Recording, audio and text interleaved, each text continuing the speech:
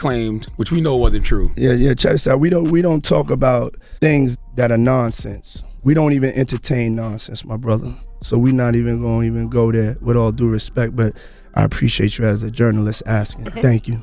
Because listen, 7 years ago, I'd have been like, yo, did you hire somebody to kill Pac? But no, you do it like a journalist. Yeah, no, I mean, we wouldn't even get into nonsense like that.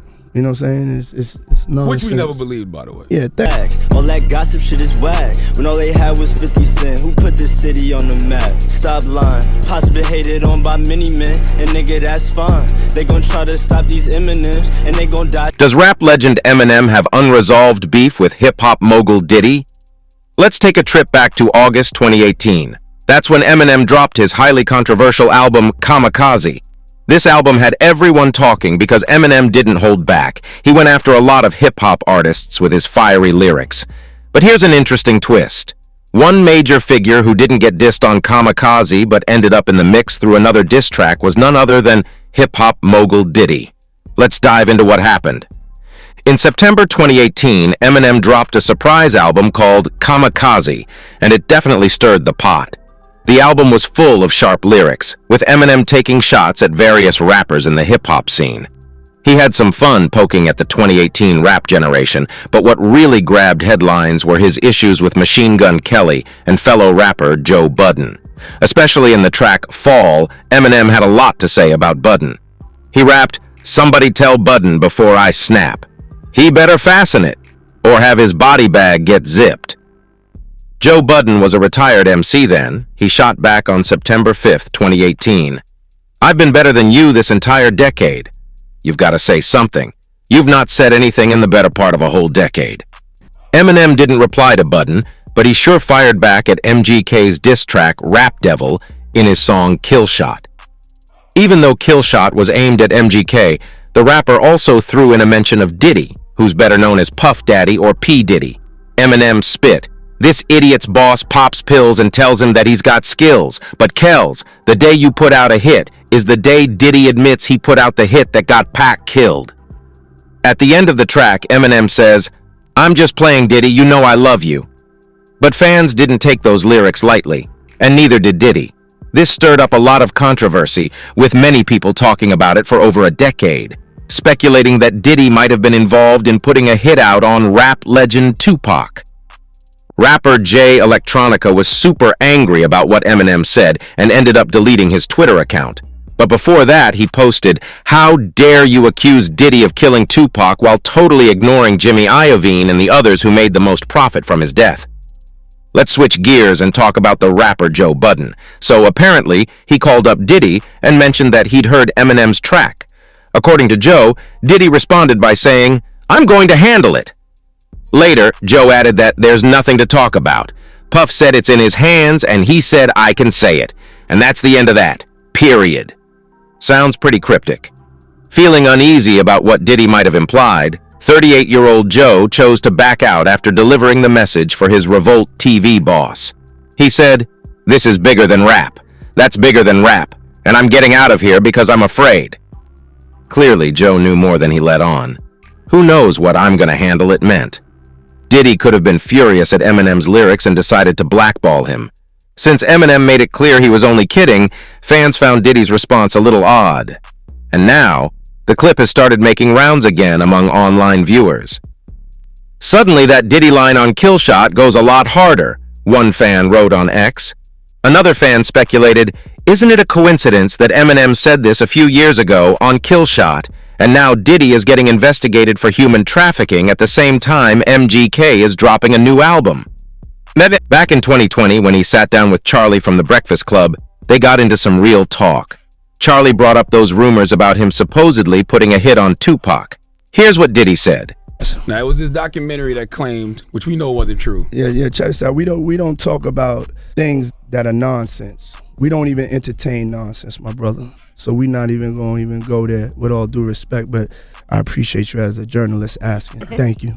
Because listen, 7 years ago, I'd have been like, yo, did you hire somebody to kill Pac? But no, you do it like a journalist. Yeah, no, I mean, we wouldn't even get into nonsense like that. You know what I'm saying? It's nonsense. Which we never believed, by the way. Yeah, Diddy and Eminem have a lot of history together. Funnily enough, all the three artists that Eminem named in his album Kamikaze were under Diddy's label. The first one was rapper Machine Gun Kelly. The second one was Joe Budden, who was working with The Revolt, Diddy's TV network. The final person Eminen fired shots at was host Charlemagne Thou God, also funded by Diddy. Now let's give you a rundown on the whole hip-hop scene to refresh your memory. Tupac and Biggie Smalls were involved in an infamous feud that lasted for years. The notorious Big was under Diddy's label Bad Boy Records. The two of them together ruled the East Coast. Interestingly, Biggie was also friends with Tupac. In fact, at one point, he begged Tupac to take him under his wing, but Pac said, "Nah, stay with Puff. He'll make you a star."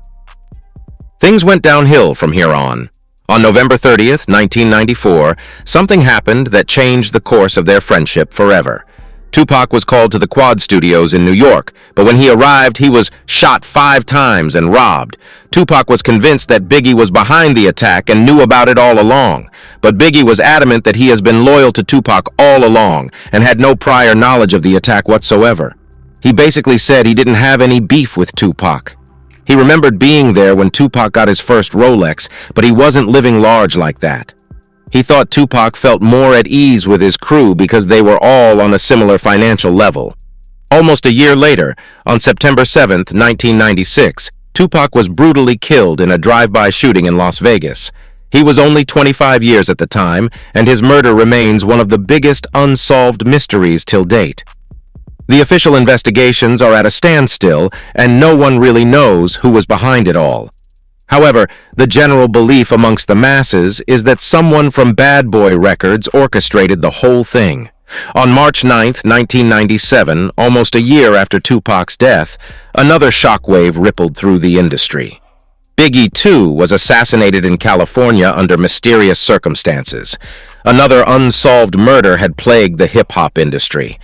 The only two people that survived this whole ordeal were P. Diddy and Suge Knight, and for many years, people speculated that they were behind the murders. Given the current revelations surrounding Diddy, they might not have been so far off.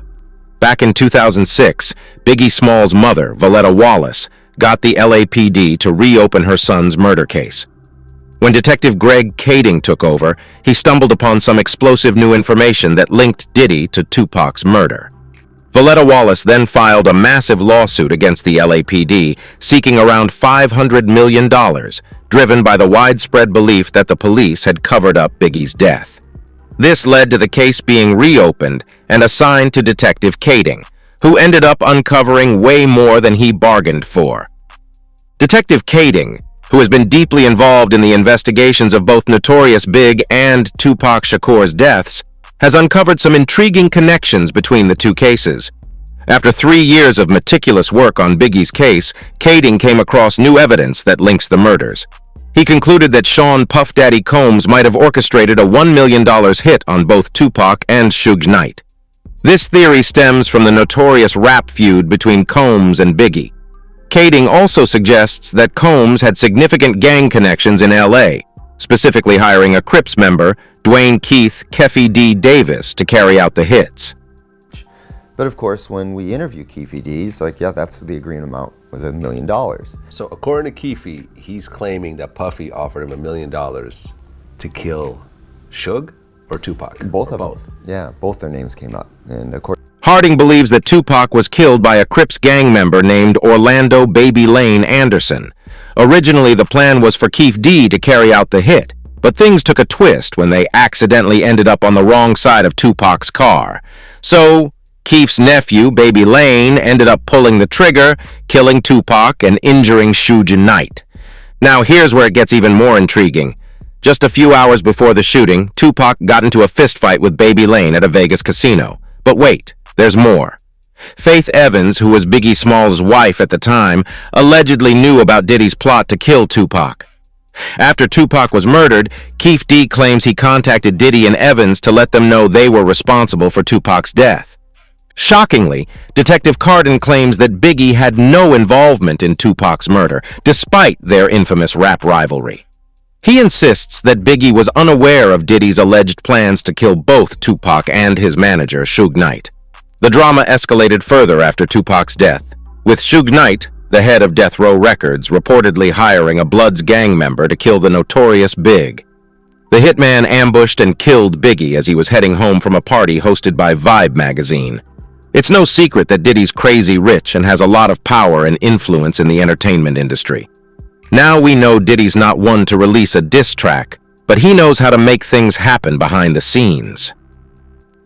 If Eminem's lyrics really did trigger Diddy, we wouldn't put it past Diddy to try to kill Eminem. In more recent news, King, one of Combs' children with late girlfriend Kim Porter, released a diss track, Pick a Side, on Sunday, and it seems like he's stepping up to defend his dad, Diddy, while also throwing shade at the haters. In the song, King calls out people who badmouth the family or try to distance themselves from the legendary Bad Boy Entertainment by using that viral diss, No Diddy. He even takes a shot at 50 Cent, who's been stirring the pot with his usual trolling amidst all the recent lawsuits against Diddy. Let's break down the latest drama involving DJ Academic's new track. In this song, he seems to be addressing and denying the sex trafficking allegations that have been circulating about King's family. He also brings up the recent raids at Diddy's homes in Holmby Hills, Louisiana, and Miami back in March. These raids were part of an ongoing sex trafficking investigation by the U.S. Attorney's Office for the Southern District of New York. During the raid at the Holmby Hills house, King and his half-brother, Justin Dior Combs, were briefly detained but not arrested. Both Combs and his sons have denied any involvement in the alleged activities. Police raid the crib like they think we selling crack, but we out here selling tracks, multi-million-dollar plaques. Rather put this on wax. All that gossips is whack when all they had was 50 Cent. Who put this city on the map? Stop lying, King raps on the track. Later he adds, he must think we've knock them walls down like when them Fetty boys raiding both of our cribs. Too bad they ain't know we bought the one next door, 'cause that's the one they missed. There's a bit of confusion about which crib he's talking about. But get this, Diddy's got not one but two plush pads side by side over on Star Island. And guess what? They only turned one of them upside down. That big mansion that got ransacked, that's 2 Star Island, a massive fortress he's been chilling in for like forever, like 2 decades or so.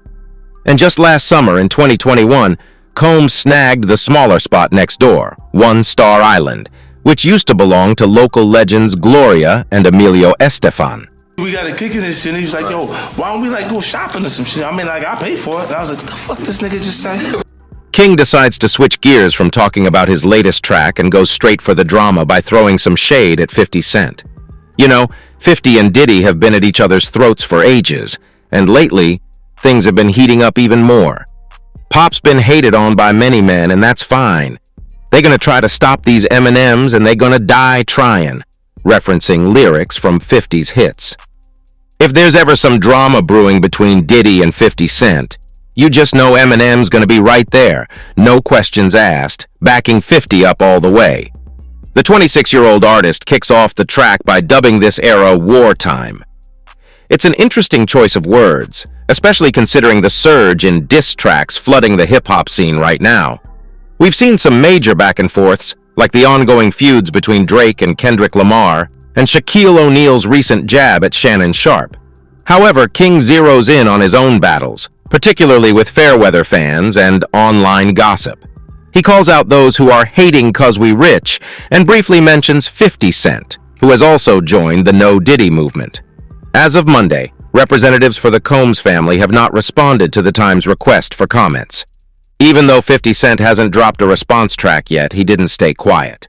Instead, he fired back on Instagram, posting a bunch of times and pointing out this explicit lyric from Pick a Side that's been blowing up online. Yeah, it's the one about fellatio that everyone's talking about. I feel so threatened by the things Christian is saying on his record. I'm afraid for my life. Please don't hurt me, guys. I never mentioned or posted anything about Puffy's kids because Keefe D said he killed Tupac, LOL. In an Instagram post on Sunday night, he shared a photo of the Combses performing together. He also touched on the recent claims by murder suspect Dwayne Keefe D. Davis, who alleged that Diddy was involved in Tupac Shakur's 1996 murder. Following that, he posted a clip from Tupac's 1992 crime drama, Juice.